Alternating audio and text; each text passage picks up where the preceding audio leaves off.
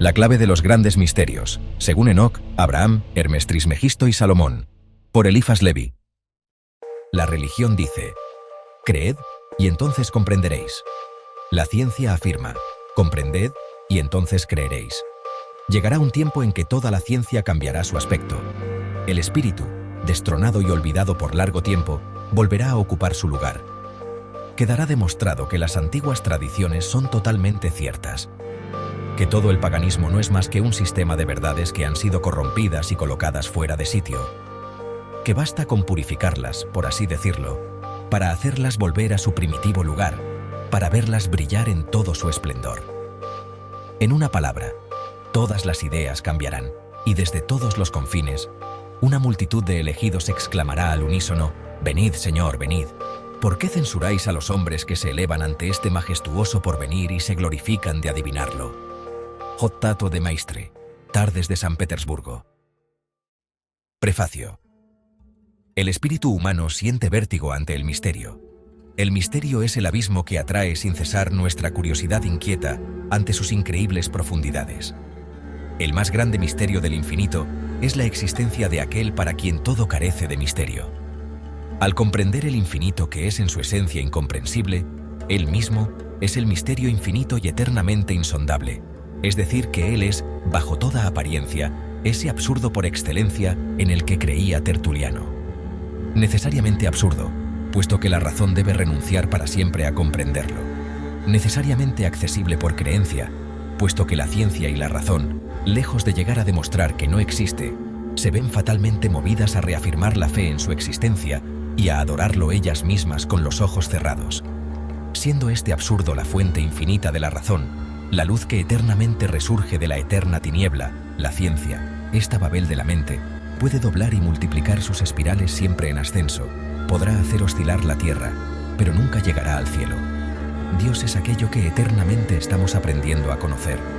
Por tanto, nunca llegaremos a ello totalmente.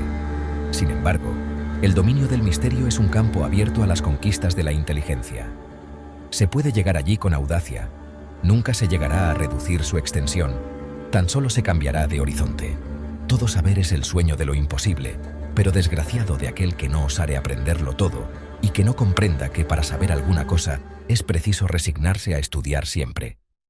Se dice que para aprender bien hace falta olvidar muchas veces. El mundo ha seguido este método. Todo lo que se cuestiona en nuestros días ha sido ya resuelto por los antiguos, con anterioridad a nuestros anales. Sus soluciones escritas en jeroglíficos no tenían mayor sentido para nosotros.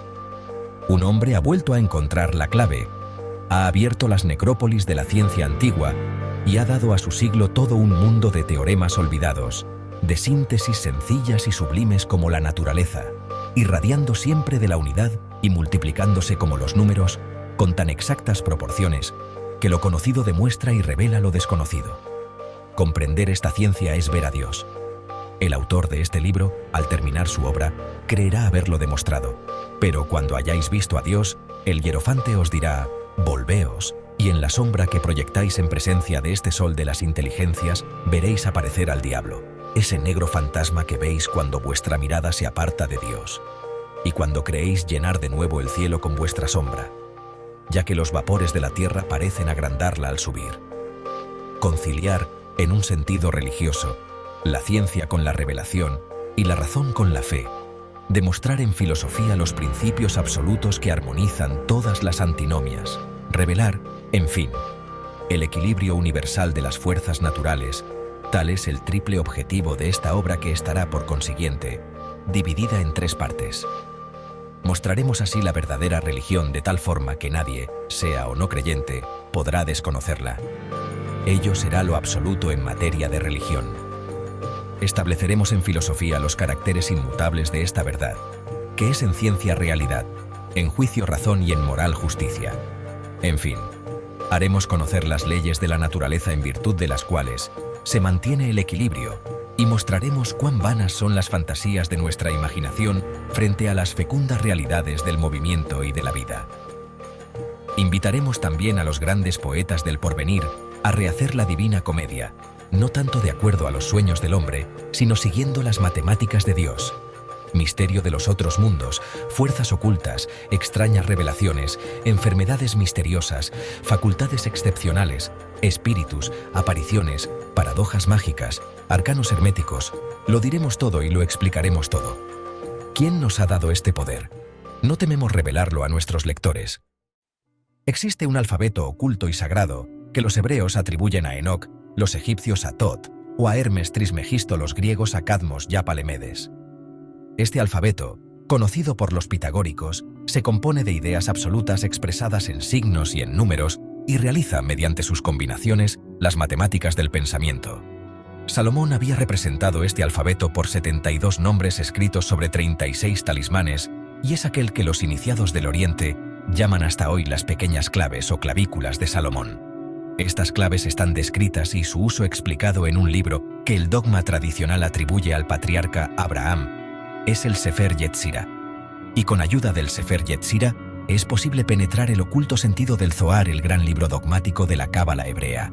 Las clavículas de Salomón, olvidadas con el tiempo y consideradas como perdidas, las hemos reencontrado y hemos abierto sin pena las puertas de los antiguos templos donde la verdad absoluta parecía dormir siempre joven y siempre bella, como aquella princesa de la leyenda infantil que espera luego de un sueño de siglos al esposo que debe despertarla.